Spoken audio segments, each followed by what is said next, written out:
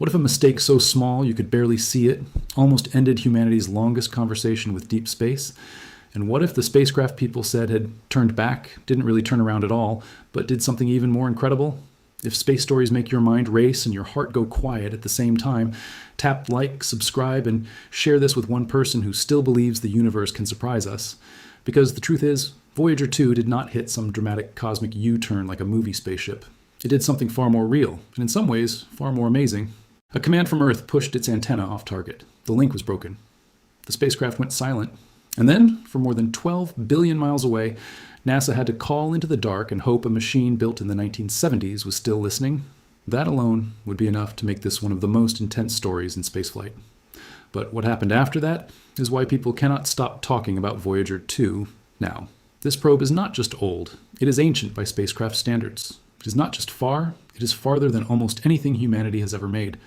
And it is not just surviving. It is still sending back rare information from a place no other active mission has reached. So when people hear a title like this, they imagine mystery, danger, maybe even something impossible. They picture a craft at the edge of the solar system suddenly changing course because it found something out there. The real story is different, but do not mistake different for boring. The real story is about fragility, distance, patience, and one stubborn machine that keeps teaching us how far human engineering can go. To understand why this moment matters, you have to understand what Voyager 2 really is. Voyager 2 launched in 1977. That date matters more than most people realize. This was before the internet, before smartphones, before home computers became normal. The spacecraft was designed in an era when people still stored critical work on paper and film. Yet that machine is still alive today, still talking to Earth, still working in a place where nothing else can easily replace it. It launched only weeks before Voyager 1, its twin. But the twins did not take the same path. Voyager 1 took the faster road outward. Voyager 2 took the grand tour. That choice turned it into something unique in human history. It remains the only spacecraft ever to visit Jupiter, Saturn, Uranus, and Neptune. Think about that for a second. We have sent robots to Mars. We have crashed into asteroids. We have landed on the moon, but only one machine has ever flown past all 4 giant planets. Only one has given humanity close views of Uranus and Neptune. Only one has traveled that path, because the path itself depended on a rare alignment of the outer planets. Miss that launch window and the entire mission we now remember would not have happened in the same way. That is one reason Voyager 2 feels almost mythical. It was built for a moment in time that does not come often. Its route was made possible by a rare planetary arrangement. The mission used gravity like a chain of moving slingshots. Jupiter helped throw it toward Saturn. Saturn helped send it onward. The planets themselves became part of the engine. And what came from that journey changed science. Voyager 2 helped reveal the strange, active, violent reality of the outer solar system. At Jupiter, the Voyager mission transformed giant planets from distant lights into dynamic worlds. At Saturn, it expanded our view of the ringed planet and its moons. At Uranus, Voyager 2 showed us a world tilted on its side, as if the entire planet had been knocked over in some ancient catastrophe.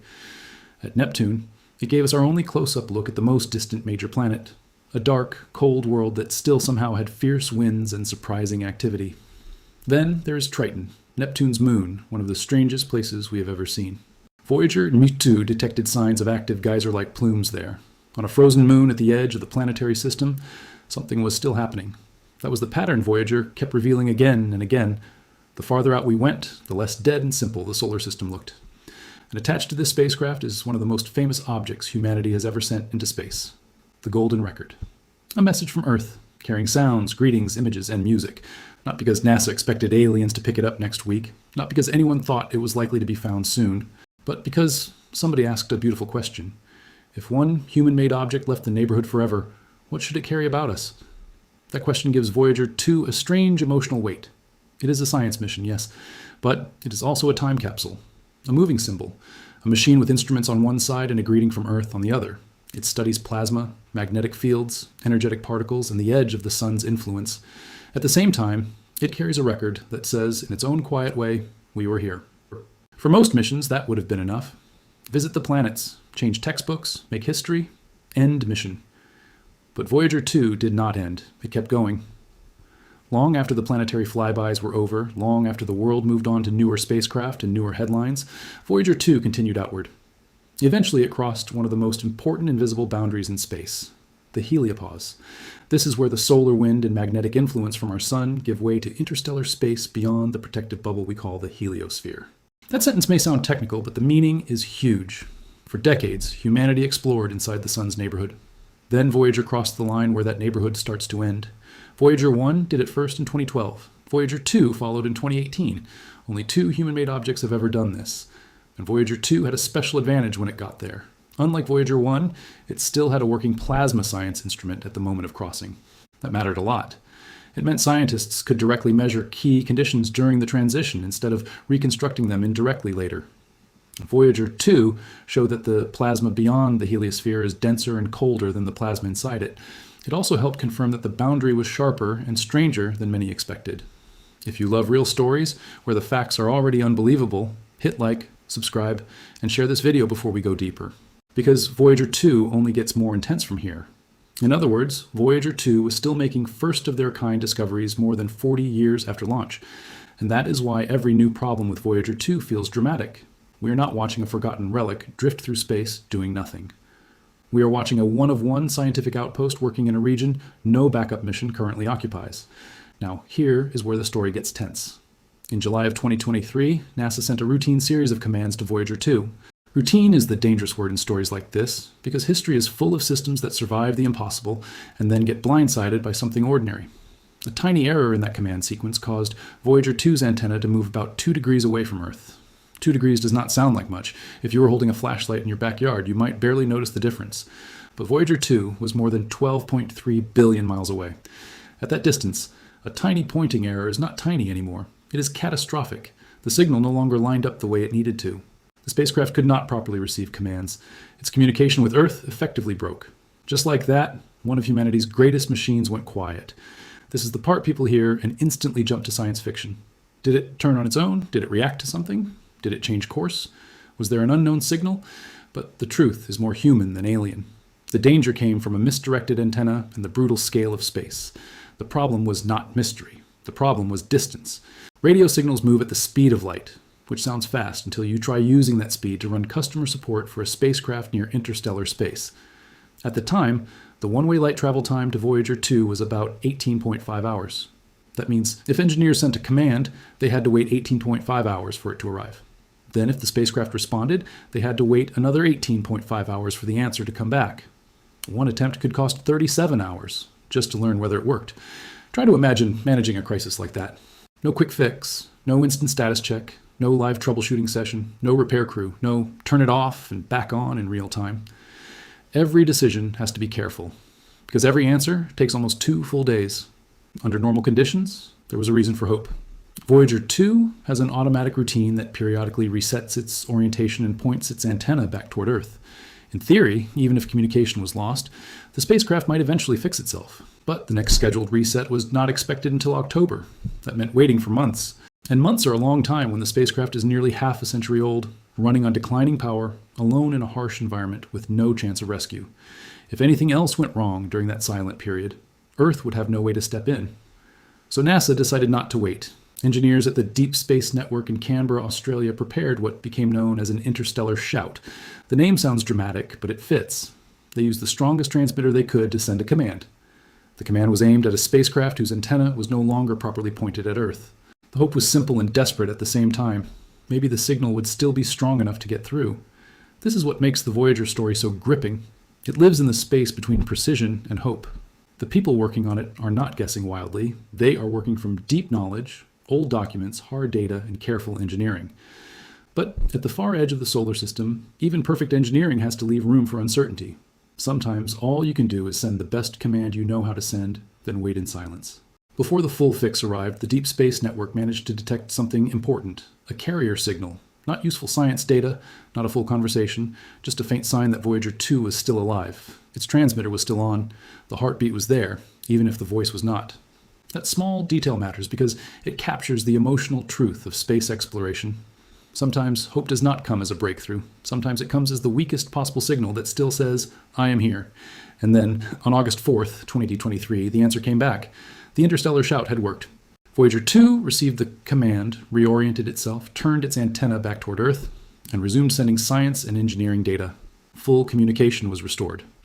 So, yes, in one sense, Voyager 2 turned back. But not in the way headlines make it sound. It did not reverse direction in space. It did not discover an object and spin around in fear. It turned its attention back toward home. It heard us again. And that is where a lot of people stop. Crisis, silence, heroic recovery, happy ending. But the deeper story starts after the reconnection, because the near loss of Voyager 2 exposed something even bigger. It reminded the world how thin the margin has become. Voyager 2 is old, not old in a poetic way, old in a mechanical, electrical, brutally physical way. It is powered by a radioisotope thermoelectric generator, or RTG. That generator produces electricity from the heat of decaying plutonium. That power source is one of the reasons the mission has lasted so long. But it is also a clock. Every year, the spacecraft loses about 4 watts of power. There is no refill. There is no maintenance stop. There are no solar panels that can save it this far from the sun. So the mission has become an exercise in controlled sacrifice. To keep Voyager 2 alive, engineers have to decide what to shut off and when. Every instrument that goes dark frees power for the rest of the craft. But once an instrument is turned off at this stage, it is not part of some easy future reboot plan. That choice is effectively final. This is where the story becomes almost painful, because the instruments still operating are not random leftovers. They are the ones studying the environment that only Voyager can currently sample. These are not spare gadgets on an old probe. They are the last active senses of a machine that has crossed into interstellar space. NASA has already been making hard cuts. In October 2024, engineers shut down Voyager 2's plasma science instrument to conserve power. Then in March 2025, they turned off its low-energy charged particle instrument. Those were not symbolic moves. They were serious acts of mission triage, each one meant to buy more time for the spacecraft to keep operating. Even after those shutdowns, the plan was not simply to drift into silence immediately. NASA expected 3 science instruments to remain active on each Voyager after the 2025 power-saving actions. Voyager 2 was expected to continue with its magnetic field and plasma wave instruments while its cosmic ray subsystems stayed on longer. The power strategy has been clear: shut down one part to protect the larger mission. And even that timeline carries uncertainty. NASA has said the spacecraft could keep at least one science instrument operating into the 2030s. It has also said the probes may remain within range of the Deep Space Network through about 2036. Think about the scale of that achievement. A spacecraft launched in 1977 may still be detectable by Earth systems nearly 60 years later. That is not normal. That is not routine. That is civilization-level patience. But what makes Voyager 2 truly fascinating is that the mission is not only surviving, it is still helping answer questions we cannot answer any other way. One of the biggest surprises was what the boundary itself looked like. Scientists expected a transition, yes, but direct measurements revealed just how complex that frontier is. The plasma beyond the heliosphere turned out to be denser than the plasma inside. Voyager 2 also confirmed that this nearby interstellar plasma is colder than the plasma within the sun's bubble. That matters because boundaries in space are not just abstract lines in textbooks. They tell us how our solar system interacts with the wider galaxy. They tell us how the solar wind pushes outward, how interstellar material pushes back, and how radiation moves through that environment. Voyager 2 also helped confirm something surprising about magnetic fields. Observations showed that the magnetic field just outside the heliopause appeared aligned with the field inside. This echoed a strange result first hinted at by Voyager 1. This was important because 2 spacecraft can begin to tell you whether a clue is real. There was more. The data suggested this was not a neat, simple border. The region beyond the heliosphere appeared to be a disturbed transitional zone, rather than fully calm interstellar space. And some measurements hinted that the heliopause may be more porous in some places than scientists once imagined. In simple terms, the wall between our solar environment and the wider galaxy is not a perfect wall. That is the kind of discovery that does not always become a giant headline, but it changes understanding in a lasting way. It forces models to get more honest. It reminds us that reality is often messier than theory, and that is why Voyager 2's survival matters. Not because it feeds a fantasy, because it feeds science at the frontier. Still, let's be honest about why this mission hits people emotionally. It is not just the data, it is the age of the machine. It is the image of a tiny craft moving alone through enormous darkness, carrying old electronics, fading power, and a message from Earth. Most technology becomes obsolete before we even get attached to it. Phones are replaced in a few years. Laptops feel slow after a while. Batteries die. Updates stop. We are used to disposable systems. Voyager 2 is the opposite. The older it gets, the more astonishing its survival becomes. And there is something quietly moving about the people keeping it alive. The original team members from the 1970s are not all still there. Generations of engineers have inherited this mission. They have had to preserve knowledge across decades, hardware changes, software changes, institutional changes, and a changing world. Imagine being trusted with that responsibility. You're not just managing a spacecraft. You are inheriting a line of thought from another era. You are speaking a technical language created by people who could not possibly know their machine would still be talking back almost half a century later. That is one reason the 2023 recovery felt so powerful. It was not just a repair, it was a demonstration of continuity. Human beings across generations still understood that machine well enough to save it from extraordinary distance. If you want more scripts that trade hype for real wonder, hit subscribe now, leave a like, and share this video. There is also a lesson here about what exploration really looks like. People often think exploration is mostly about discovery at the dramatic moment. The first sight, the first landing, the first crossing. But real exploration is also maintenance, patience, interpretation, and endurance. It is the quiet work that keeps a mission alive long enough for one more answer to come home. Voyager 2 is the perfect example of that. Its most dramatic discoveries at the giant planets were spectacular, yes, but its current value comes from persistence. Day after day, year after year, it keeps sampling an environment no one else can touch directly. And that brings us back to the phrase that keeps pulling people in. What it discovered just shocked the world. Did Voyager 2 discover an alien signal? No. Did it find proof of a hidden object turning it around? No. Did NASA reveal some classified cosmic threat? No. The shock is not a fantasy revelation. The shock is what reality already gave us. The shock is that a machine built when disco was on the radio is still doing science beyond the heliosphere. The shock is that a 2-degree antenna error nearly cut it off from Earth, and engineers still found a way to bring it back. The shock is that the edge of the sun's influence is not as smooth or simple as many expected. The shock is that the plasma out there is denser and colder than the plasma inside the heliosphere. The magnetic field alignment outside the boundary looks strangely consistent with what Voyager 1 hinted at, and our solar system's frontier may be leakier and more dynamic than the clean diagrams suggest. The shock is that every day this mission survives, it adds a little more to one of the longest and most improbable engineering stories ever told. And there is another layer to this. Voyager 2 is likely living through the final era in which its kind of achievement can feel this singular. Future spacecraft will go farther. They will carry better instruments. They may transmit faster or operate smarter. One day they may even be designed specifically for interstellar travel. But they will not be Voyager 2. They will not be the machine that wrote a rare planetary alignment across the outer solar system. They will not be the only visitor we have ever sent to Uranus and Neptune. They will not carry the same golden record, chosen in a very different century by people trying to distill Earth into sound and image. They will not have this exact history of surviving through decades of shrinking power, shifting teams, and impossible distances. There is only one Voyager 2. That is why every update feels bigger than the wording in a NASA statement. Every restored signal feels like a small miracle earned by math, discipline, and time. And time is really the hidden main character of this story.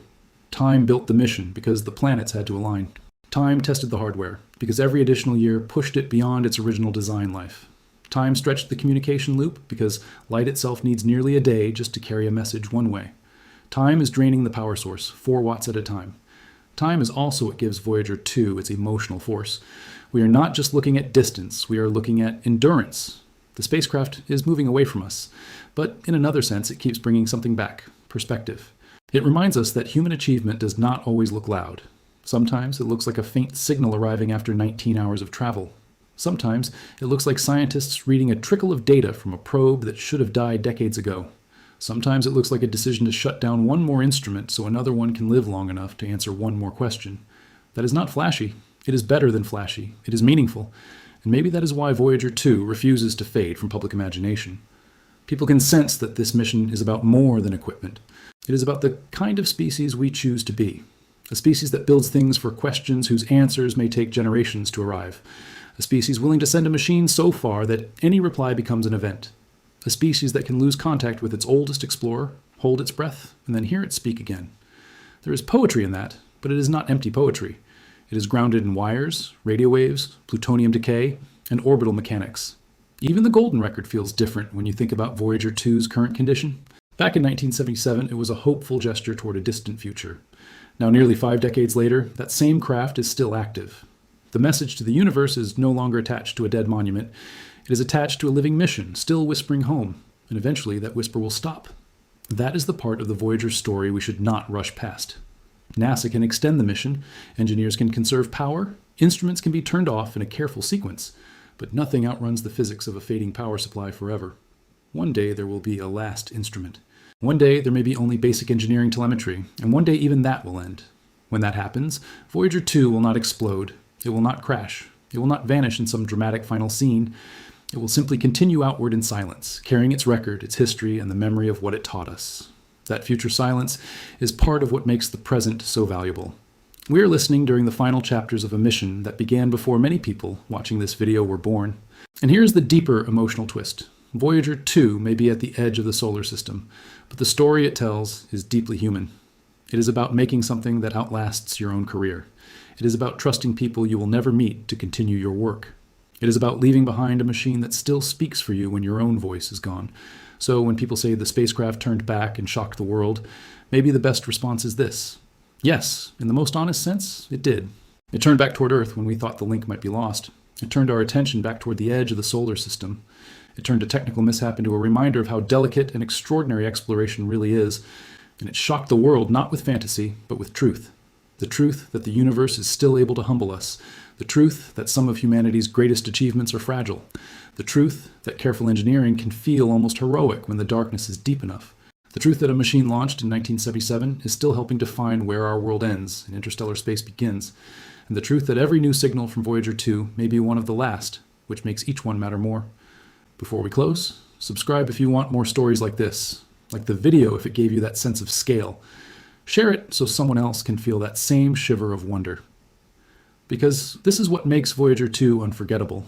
Not that it is perfect, not that it is invincible, but that it keeps going while carrying the full weight of time and distance. Far beyond the planets, beyond the warm brightness that shaped life on Earth, beyond the boundary of the sun's protective bubble, Voyager 2 is still moving, still listening, still answering, still proving that human curiosity can build something small enough to fit in a launch fairing and tough enough to survive nearly 50 years, still brave enough to keep crossing borders no human eyes will ever directly see.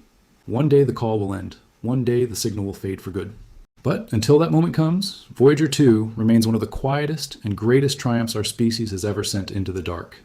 And maybe that is the real discovery that shocks people the most. Not that something out there changed Voyager 2, but that Voyager 2, still alive at the edge of everything we know, can still change us